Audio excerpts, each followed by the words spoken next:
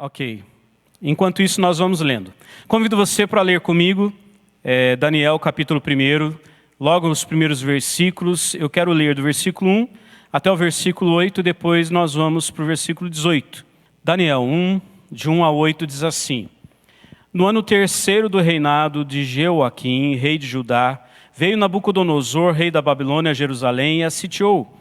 O Senhor lhe entregou nas mãos a Jeoaquim, rei de Judá, e alguns dos utensílios da casa de Deus. A estes levou-os para a terra de Sinar, para a casa do seu Deus, e os pôs na casa do tesouro do seu Deus. Disse o rei a Aspenaz, chefe dos seus eunucos, que trouxesse alguns dos filhos de Israel, tanto da linhagem real como dos nobres, jovens, sem nenhum defeito, de boa aparência, instruídos em toda a sabedoria, doutos em ciência, versados no conhecimento, e que fossem competentes para assistirem no palácio do rei e lhes ensinasse a cultura e a língua dos caldeus. Determinou-lhes o rei a ração diária, das finas iguarias da mesa real e do vinho que ele bebia, e que assim fossem mantidos por 3 anos, ao cabo dos quais assistiriam diante do rei. Entre eles se achavam dos filhos de Judá, Daniel, Ananias, Misael e Azarias. O chefe dos eunucos lhes pôs outros nomes, a saber, a Daniel, o de Beltesazar, a Ananias, o de Sadraque, a Misael, o de Mesaque, e a Azarias, o de Abdenego. Resolveu Daniel firmemente não contaminar-se com as finas iguarias do rei, nem com o vinho que ele bebia. Então pediu ao chefe dos eunucos que lhe permitisse não contaminar-se. Até aqui, 9. Ora, Deus concedeu a Daniel misericórdia e compreensão da parte do chefe dos eunucos. Agora o versículo 18, 19 e 20. Para quem está aqui na igreja, eu esqueci de passar, né? Agora vai chegar. 18, 19 e 20. Diz assim: Vencido o tempo determinado pelo rei para que os trouxessem, o chefe dos eunucos os trouxe à presença de Nabucodonosor. Então o rei falou com eles, e entre todos não foram achados outros como Daniel, Ananias, Misael e Azarias. Por isso passaram a assistir diante do rei. Em toda a matéria de sabedoria e de inteligência, sobre o que o rei lhes fez perguntas, os achou 10 vezes mais doutos do que todos os magos e encantadores que havia em todo o seu reino. Até aqui. Esse é o início da história, a narrativa de Daniel, um livro extremamente importante, profundo, de muitas experiências, um livro que nós vamos ver algumas coisas, algumas das suas características, das suas marcas, que são importantes para nós. É um livro que algumas pessoas têm dificuldades para compreender, porque ele mistura profecia, nós vamos ver isso, profecias com relatos históricos. Primeiro item aqui, o título do livro, tanto no hebraico quanto no grego e nas línguas ocidentais é o mesmo título, não tem diferença, não houve adaptação, o nome é Daniel mesmo e é o personagem principal do livro, e o significado do nome Daniel é Deus é meu juiz. Interessante que nos nomes hebraicos, né, a gente encontra significado, e o significado deles tem extensão para todo o conteúdo do livro e chega até nós. Deus é meu juiz, e isso é importante, porque era isso que Deus estava fazendo com o seu povo nesse tempo, no tempo de Daniel e também através de Daniel. A autoria do livro, aqui a gente começa a chegar nos pontos mais importantes. Tem evidências internas no livro de que o autor é Daniel. Você pode dizer assim, tá, mas não seria? Então, é porque é papel da crítica, é cavucar e tentar achar motivos para dizer que não é. Mas Daniel tem aqui várias evidências, por 13 vezes é citado o nome dele na primeira pessoa, né, ele como se ele mesmo estivesse escrevendo ou está escrevendo, por isso a gente conclui que é ele mesmo o autor, uma pessoa histórica, alguém que existiu e viveu no palácio, né, no tempo da Babilônia, um israelita que viveu na Babilônia no século VI a.C. Agora, essa afirmação no século VI a.C. aponta para a sua data, e aí na questão da data nós encontramos algumas, não dificuldades para nós, mas alguns que tentam levantar dificuldades. Eu separei algumas coisas para a gente ver aqui. Primeiro, a grande polêmica do livro de Daniel se dá exatamente aqui, a sua data. Porque conforme a sua datação, a gente pode dizer que ele é autor sim, e outros vão dizer que ele não é o autor. Que o livro perde o seu conteúdo, a sua importância, porque ele não seria ele o autor por causa da datação. Então, tradicionalmente, a data é do século VI a.C., mas Porfírio, um filósofo pagão do século III depois de Cristo, ele questionou essa data e ele sugeriu que fosse do século II a.C., sendo do século II a.C., isso acarreta um tanto de coisas. E esse Porfírio ele fez muitos adeptos e vem até hoje alguns dos adeptos dele. Essa ideia ainda aparece hoje ainda, né? Existem autores que entendem que Daniel não foi o autor da carta. E os argumentos são todos rebatidos e a gente aceita a autoria de Daniel como sendo alguém que realmente viveu na Babilônia no século VI a.C. Um dos argumentos, eu peguei um dos argumentos só, não vou expor todos os argumentos por questão de tempo, mas um dos argumentos contrários à autoria de Daniel, a essa data, é que as profecias elas são tão detalhadas e elas aconteceram tão exatamente como previsto, como predito, que aí eles dizem que não é possível que alguém tenha profetizado isso com riquíssimos detalhes. E aí chegam a dizer que não é possível. Isso foi escrito por alguém que relatou o que aconteceu. Então deixa de ser profecia. Para nós, esse é mais um motivo para crer que Daniel foi o autor, que Deus tem o controle de toda a história e de todo o universo. Evidentemente, existem outros argumentos, tanto históricos, literários, quanto linguísticos, mas todos os argumentos para dizer que é do século II a.C., eles são facilmente combatidos com o próprio livro e com as escrituras e com a história, né? Nós acreditamos que o livro é sim do século VI a.C. Por que isso é importante, como eu já disse? Por que é tão importante, na verdade, a datação do livro? Porque conforme a data, muda-se o autor. Se o livro fosse do século II a.C., Daniel não seria seu autor. As profecias não seriam profecias, seriam apenas relatos históricos, não teriam o valor que tem para nós hoje e nem para eles. Mais ainda, algumas dessas profecias, isso é mais importante para mim de uma forma pessoal, porque elas estão vigorando ainda hoje. Algumas das profecias de Daniel, elas chegam até nós hoje, elas dizem respeito a nós hoje e elas apontam ainda para coisas que virão para nós. Se Daniel não é o autor, se não aconteceu 6 séculos antes de Cristo, não é profecia, é só um relato histórico, então as profecias acerca do que virá deixam de ser verdade na boca de Daniel. Tem profecias para nós hoje e para aquilo que virá. Então nenhuma delas seria verdadeira se ele não fosse o autor, se não fosse do século VI a.C. Nós cremos que as profecias foram dadas por Deus e as que já se cumpriram porque Deus determinou, e as que vão se cumprir também se cumprirão porque Deus determinou. Deus é quem escreveu cada uma delas, cada um dos dias, e as coisas estão se completando. É provável que o livro tenha sido completado em 535 a.C., que é quando termina o relato de Daniel. Muito provavelmente ele termina ali, os fatos que ele registra e as visões que ele tem, após a última visão que ele tem, em 536. Então uma data aqui arredondada é 535 a.C. Propósito do livro.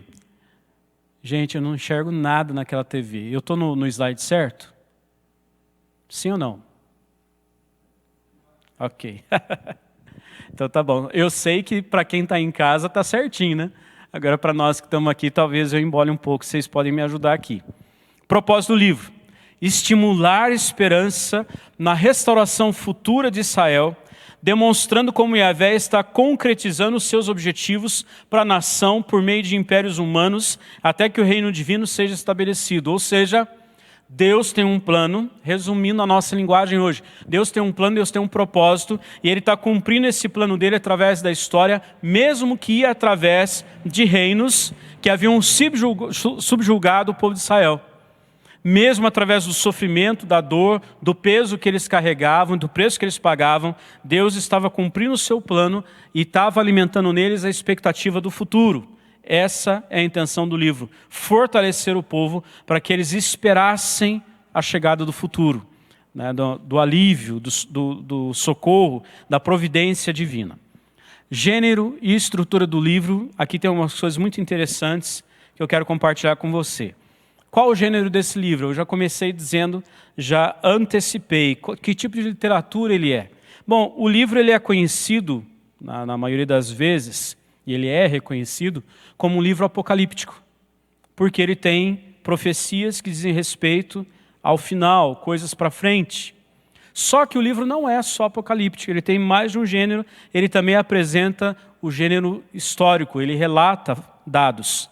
Então vamos lá, a primeira divisão principal, capítulo 1 a 6, contém principalmente narrativas históricas. Ele vai narrando a história dos impérios, dos imperadores, dos reis, mas tem um capítulo aqui que tem uma porçãozinha apocalíptica também. Na segunda divisão, que vai do capítulo 7 ao 12, a gente já encontra características típicas de literatura apocalíptica. Eu vou dizer quais são. A presença de mensageiros e intérpretes celestiais. Então, o anjo fala com ele, ele tem a visão, um anjo o toca, né? Tem tudo isso daí nos capítulos finais. Tem os eventos cataclísmicos que levam ao estabelecimento do reino celestial sobre a terra. E o uso de linguagem altamente simbólica. Ou seja, aquelas coisas que depois eu fiz questão de separar para o final, que são um símbolo, que revelam alguma coisa que numa leitura rápida você pode não conseguir ligar os fatos, os nomes, a visão, os animais, ao que realmente está acontecendo, que está sendo falado. Essa figura, linguagem simbólica aí, ela também é uma linguagem apocalíptica, né? Então, mesmo nessa divisão, tem uma parte que é essencialmente profética, nos últimos capítulos, porque traz a predição de eventos históricos futuros, como eu disse, que atingem a gente hoje e falam do nosso futuro também. A estrutura do livro ela é muito interessante, e eu dividi em duas partes aqui. Primeiro tem uma estrutura literária, que vai do capítulo 1 ao 6, tem duas diferenças aqui, né, do primeiro bloco e do segundo bloco. Do 1 ao 6, são narrativas relacionadas às atividades de Daniel na Babilônia, durante o Império Neobabilônico e o estabelecimento do Império Medo-Persa como poder dominante no Oriente Médio. Então, é um relato histórico. Do 7 ao 12, já tem os relatos das visões de Daniel sobre Israel e o estabelecimento do reino divino. Na primeira divisão, Daniel interpreta os sonhos de outras pessoas. Nessa segunda parte, um anjo interpreta as visões que Daniel tem. Um anjo vem dizer para ele, vem relatar, vem dar a interpretação das visões que ele tem. Outra estrutura aqui interessante é a linguística. Primeiro, a introdução do livro, do capítulo 1 até o capítulo 2, versículo 3, é em hebraico, porque Daniel está falando aos judeus de coisas dos judeus. Agora, do capítulo 2, versículo 4 até o 7, 28, a segunda parte, ela é escrita em aramaico. Ela não é em hebraico, é em aramaico. E você pode achar que não faz a menor diferença isso, mas tem uma simbologia, tem um porquê isso, que é quando ele estava falando das questões gentílicas. Então ele não está falando mais das questões dos judeus, de Deus em relação aos judeus, ele está falando de Deus em relação aos gentios. Então ele não usa a língua hebraica, ele usa a língua aramaica. E para terminar do capítulo 8, 1 até o 12, o final do 12, ele volta a escrever em hebraico para de novo retratar a história israelita. Essa divisão na escrita é uma coisa bonita demais, que no português, às vezes a gente não vai perceber, né? A gente usa uma língua só. Mas essa divisão ela é clara nos originais. Interessante isso, né? Eu gostei demais. Os dois estilos literários, tanto o apocalíptico quanto o histórico, eles são unidos pelo tema principal do livro, que é a soberania de Deus na história, e pelo propósito de encorajar Israel a manter suas esperanças no cumprimento das alianças, tanto abraâmica quanto davídica, a despeito da triste situação em que a nação se encontra, desde a destruição de Jerusalém pelos babilônios em 586 a.C. Então, tanto falando aos gentios, ou daquilo que Deus estava fazendo no meio dos povos gentílicos, como nas profecias para Israel, né, para os judeus, das duas formas, ele está apontando o que liga esses dois blocos é exatamente o tema da soberania divina. Deus está governando apesar deles estarem subjugados a reinos perversos, a gente que não temia a Deus, a gente que tinha se entregado à idolatria, a povos perdidos. Deus estava governando e ele tinha um propósito para a vida deles, e esse propósito ia se cumprir. O livro feito uma divisão assim, bem abrangente, ele tem 3 grandes divisões, como eu já disse, no uso da própria língua, e chega aqui nessas 3 partes. Diante dessa estrutura, né, de literária e da linguagem, a gente tem a seguinte divisão. Primeiro, o contexto histórico de Daniel e o seu ministério, capítulo 1 até o versículo 21. Depois, no capítulo 2, as intervenções soberanas de Deus na história gentílica, vai até o 7:28, e a última parte é a intervenção soberana de Deus na história israelita, como que Deus age de uma forma específica na vida deles. Se a gente trouxesse para os nossos dias hoje, seria como a gente dissesse dos nossos governantes que não governam pensando na glória de Deus, que não governam pensando em abençoar o povo, nessa linguagem mesmo.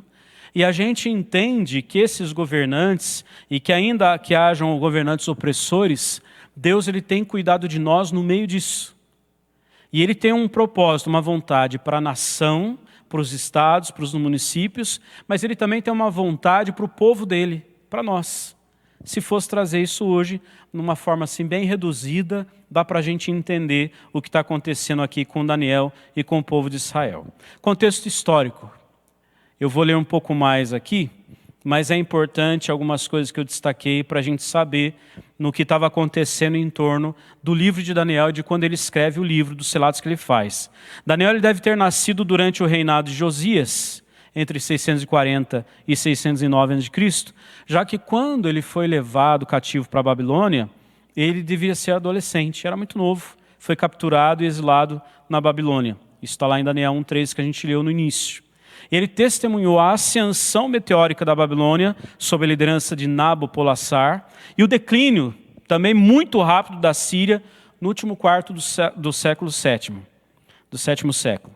O declínio de Judá, por sua vez, também foi muito rápido, foi brutal. Depois da morte de Josias na batalha em Megido, quando esse rei muito jovem tentou impedir que os exércitos egípcios levassem ajuda aos assírios, cercados em Arã, ele perde a vida e ali o reino começa a ter fim e Deus vai agindo contra o povo de Israel. A suzerania egípcia sobre Jeoaquim, o rei de Judá, 609 a 597 a.C., foi breve e terminou com a vitória de Nabucodonosor em Carquemes, 605 a.C. Pouco depois da batalha, o príncipe caldeu foi até Judá e impôs vassalagem a Jeoaquim, levando como refém algumas dessas pessoas na nobreza, e levando consigo objetos do templo, também nós lemos aqui no início, como prova da conquista. Nós conquistamos aquele povo, nós vamos levar objetos do templo para provar que nós conquistamos. Eles são nossos. Eles precisam entender que eles estão debaixo do nosso governo, porque o Deus deles está debaixo de nós. Deu para entender? Essa é a importância de levar objetos do templo junto com eles.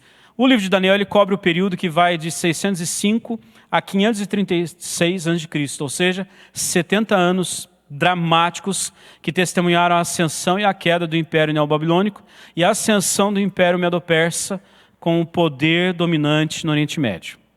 A própria ascensão de Daniel também foi muito rápida.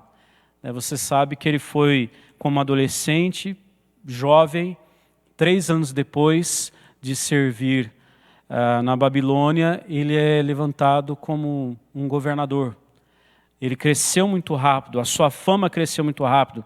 É interessante que Ezequiel acaba mencionando Daniel no seu livro, Ezequiel 14, versículos 14 e versículo 20, como modelo de sabedoria e virtude.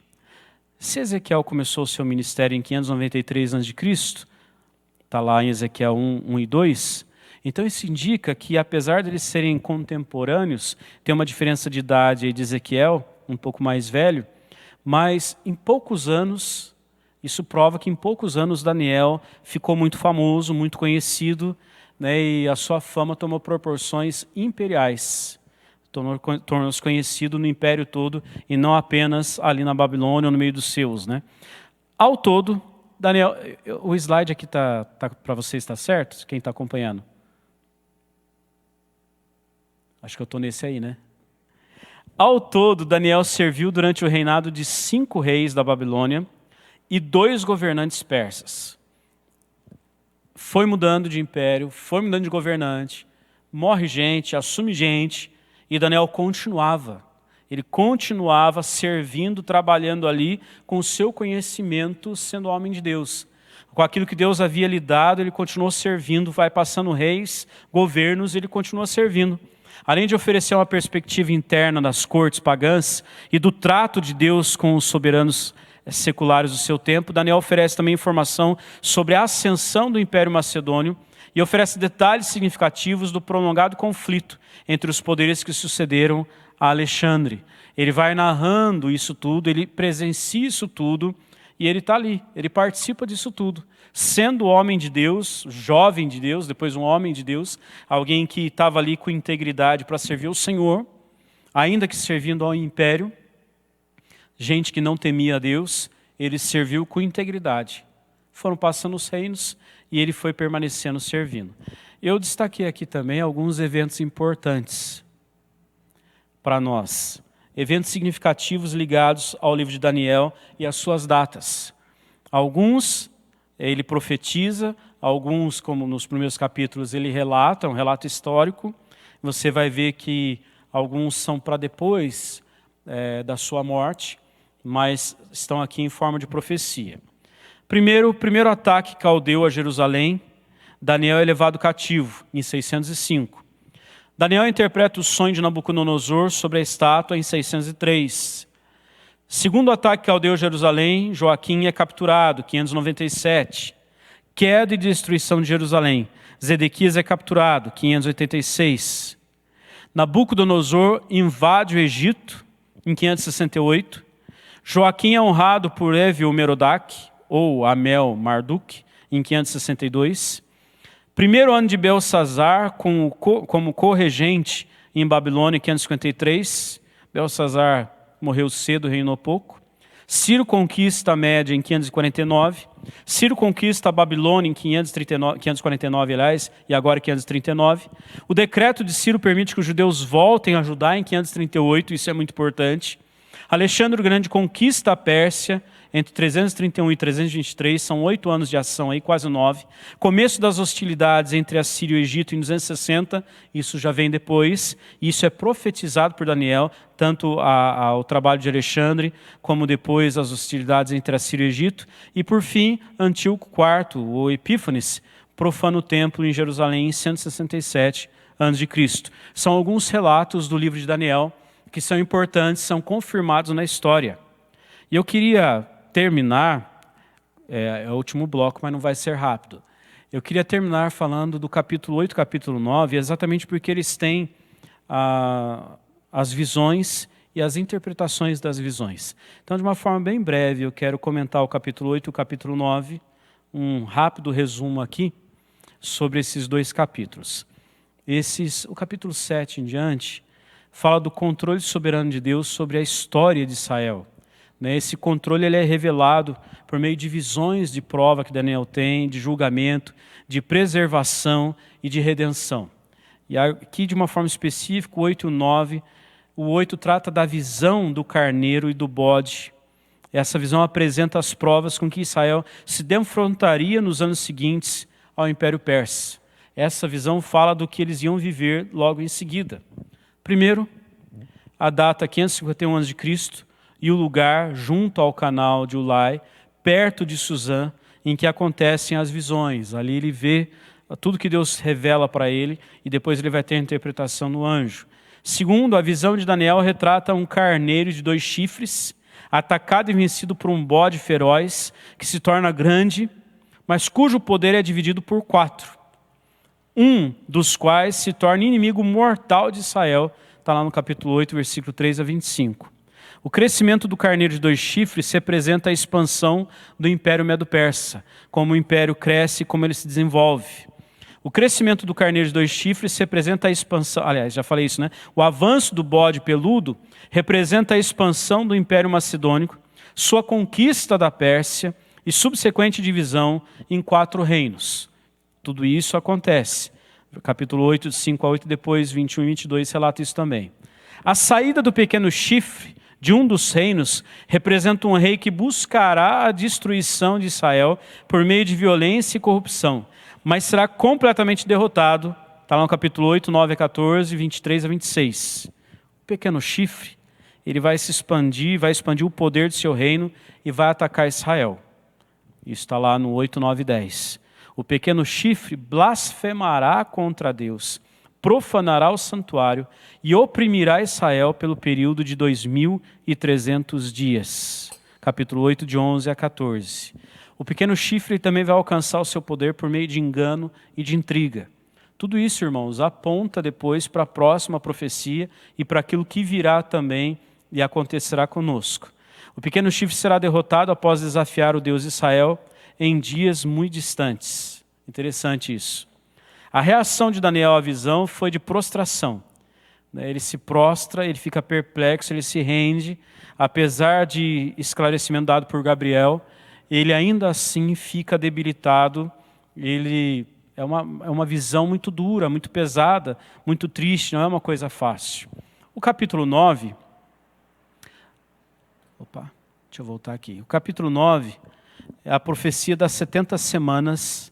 Ela acaba delineando o programa profético de Deus para a nação de Israel até que os seus objetivos, os objetivos de Deus, né, que são eternos, sejam alcançados. Então Deus tem planos para Israel, aquele Israel, e Deus tem planos para o Israel futuro, e Ele apresenta isso aqui. Primeiro, a profecia foi dada como resultado do exame feito por Daniel dos tempos à luz da profecia de Jeremias a respeito de Jerusalém. Jeremias havia profetizado. À luz disso, aquilo que ele vê, ele faz a ligação e entende claramente do que se tratava. Capítulo 9, versículos 1 e 2. Segundo, os meios pelos quais a profecia foi dada a Daniel foram confissão e petição intensas em oração à luz da promessa e aliança divinas. É assim que Daniel recebe essa profecia. Ele confessa o seu pecado, ele ora, ele intercede em favor do povo, ele se derrama diante do Senhor, ele clama diante do Senhor e Deus dá então a profecia. A oração de Daniel foi precedida de humilhação e busca do Senhor. Ele vai clamar. Depois, a confissão de Daniel fala da grandeza de Deus e sua justiça em punir Israel por pecados de quebra da aliança. Deus sempre avisou, Deus sempre tratou com o seu povo, dizendo das consequências do abandono dele, dizendo das consequências daqueles que queriam agregar outros deuses, né? Aqueles que assumiam algum tipo de idolatria, como isso é inconcebível e incompatível. Deus sempre tratou isso com o povo e ele disse que pesaria a mão sobre eles, pela quebra da aliança. Dos versículos 16 a 19, tem a petição de Daniel, que é para que Deus misericordiamente restaure Jerusalém por amor dele mesmo. Ele fala: Senhor, por amor ao Senhor, tenha misericórdia de Jerusalém. Poupa Jerusalém, faz alguma coisa em favor de Jerusalém. O terceiro bloco, versículos 20 a 27, o conteúdo da promessa trazida e explicada por Gabriel é o desdobramento do plano extensivo de Deus para a bênção completa de Israel. Ou seja, tem mais. A coisa vai se estender. Gabriel é enviado em resposta à petição de Daniel, versículos 20 a 23. Esse plano extensivo de Deus para a bênção completa de Israel envolve um período de 70 semanas, e aqui as semanas elas são entendidas como anos. 70 conjuntos, 70 blocos. A semana é entendida como um bloco de 7. Quer 7 dias, quer 7 semanas, quer 7 anos, sempre um bloco de 7. A semana tem esse significado, são 7. E aqui 70 semanas são um bloco de 70 vezes 7 anos, ou seja, 490 anos. O programa de 70 semanas ele inclui a purificação de Israel, de seus pecados e a sua preparação para o reinado do Messias. Tem uma contagem aí.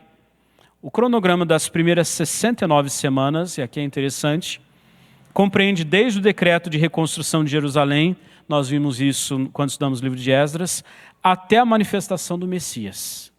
A contagem dessas semanas teve início com o decreto de Artaxerxes, autorizando a reconstrução das muralhas de Jerusalém, em Neemias capítulo 2, e promulgado no mês de Nisan de 444 a.C.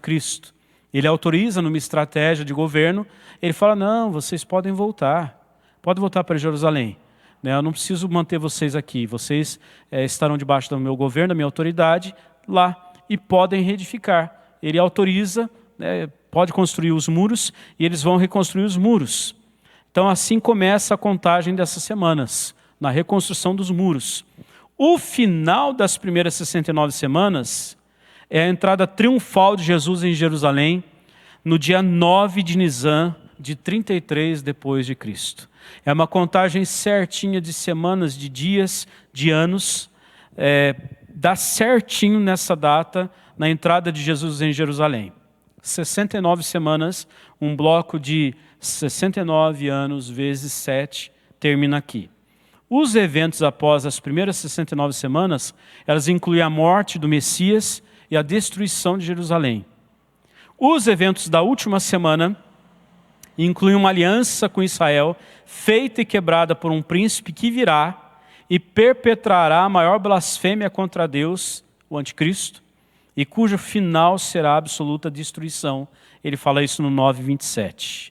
O capítulo 7, que a gente já passou, revela que será um tempo de perseguição aos santos. Então as profecias de Daniel, elas diziam a respeito do que estava acontecendo, de um futuro próximo, num futuro mais distante e de um futuro que nós estamos vivendo ainda hoje. Nós estamos aguardando, nós estamos esperando ainda essa vitória final. A vitória final. Foi esse bloco de 69 semanas até a entrada triunfal de Jesus, e a partir de então começou esse bloco da última semana, desse último conjunto, que nós não sabemos exatamente quanto tempo ele dura, mas é até a volta do Messias, quando nós viveremos eternamente com Ele e reinaremos junto com Ele. Lição para nós do livro de Daniel. Daniel, junto com seus 3 amigos, a gente não pode estudar capítulo por capítulo, dar detalhes de cada história, não é esse o objetivo e nem dá tempo. Mas o objetivo do livro de Daniel é ensinar a gente a estarmos sujeitos a Deus, a crer que Ele está no controle sempre e sermos fiéis a Ele, ainda que as circunstâncias sejam adversas, ainda que o desafio seja bastante grande. Muito novo, jovem, quando ele chega com seus 3 amigos, são levados para a Babilônia e é oferecido para eles os manjares, a dieta que o rei manda, com a comida e os vinhos. Qual que era o problema disso? Tudo isso era consagrado a deuses, aos deuses que eles serviam. E Daniel fala, eu não vou me contaminar, eu não posso me contaminar.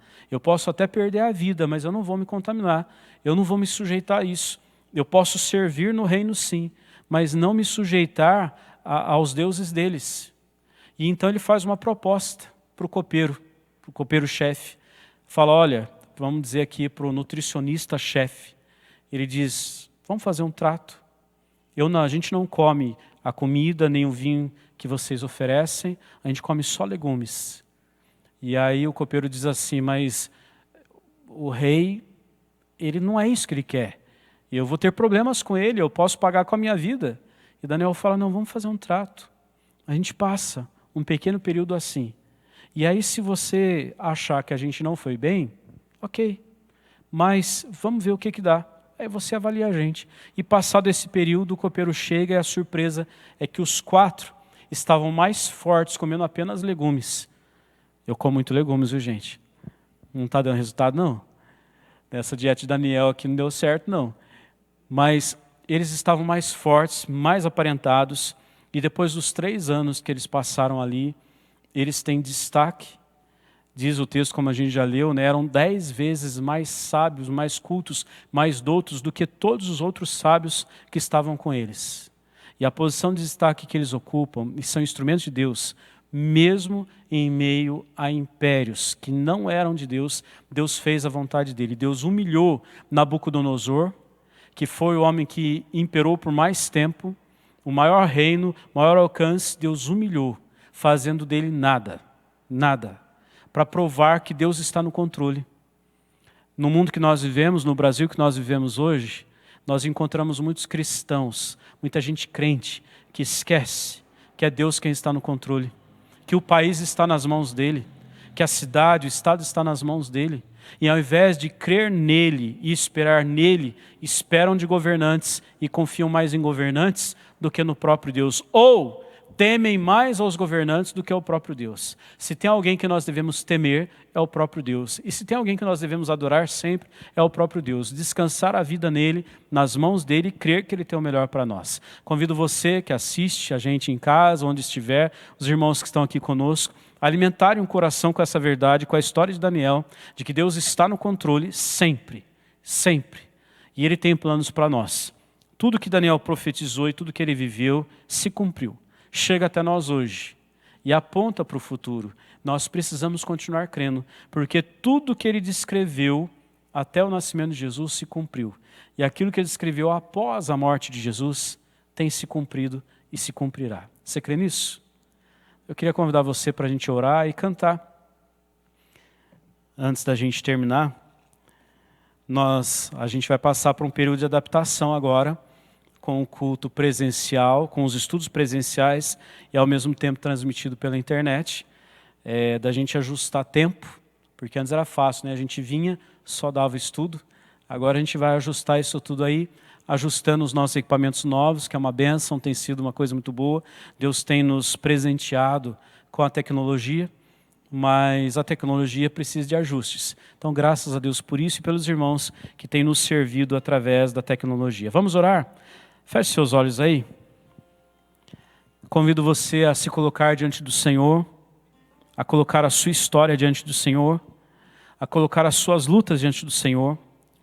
Quem nos acompanha pela internet, coloque tudo diante do Senhor. Não há situação impossível, não há situação difícil. Não tem ninguém em estado terminal que não possa viver. Basta a vontade e a palavra do Senhor. E não tem situação difícil que não possa ser revertida. Basta a determinação da vontade do Senhor. Então abre o seu coração. Interceda por pessoas, interceda por você, interceda pelo país, interceda por aqueles que têm sofrido nesse tempo, seja qual for o motivo. Mas creia que Deus tem o governo nas mãos dele. E ele vai cumprir o seu plano na nossa vida, na vida do nosso país, nossos governantes. Ele vai cumprir o seu plano eterno sobre a nossa história. Coloca isso diante do Senhor. Abre o seu coração. Exponha as suas dores, suas lutas, incertezas, inseguranças, seus medos. Passe pelo fogo da presença do Senhor. O tamanho dos seus medos e da sua previdência. Ser previdente é bom, mas se a previdência é só um jeito de esconder o medo, isso não é santo. Coloca diante do Senhor. Deus, o Senhor nos conhece, conhece a nossa história. O Senhor conhece o nosso passado, presente e o futuro. O Senhor nos formou, o Senhor nos gerou. O Senhor não apenas nos viu em substância informe, mas o Senhor mesmo nos criou. O Senhor nos deu vida e o Senhor tem mantido a nossa vida. Clamamos, ó Deus, por cada vida, cada homem, cada mulher, cada criança, jovem, adolescente, que participa conosco nesta hora. Que a bênção, a paz e a graça do Senhor alcance os corações. Abençoa as famílias representadas, ó Deus. Inunda-nos com a tua paz. Por favor, traz para nós, ó Deus, uma visão do alto. Possamos enxergar o Senhor como realmente o soberano. Aquele que governa impérios. A tua palavra nos revela que o coração do rei está nas tuas mãos. E o Senhor dirige para onde o Senhor quer. Faz isso, Deus. Faz isso, Senhor. E que o povo do Senhor reconheça isso. E o povo do Senhor se sujeite à tua vontade. E o povo do Senhor proclame as tuas virtudes. Revele a sua glória. E testemunhe as nações. Faz isso, ó Deus, para a sua glória, para o seu louvor. E também para a alegria do nosso coração. Oramos assim no nome de Jesus.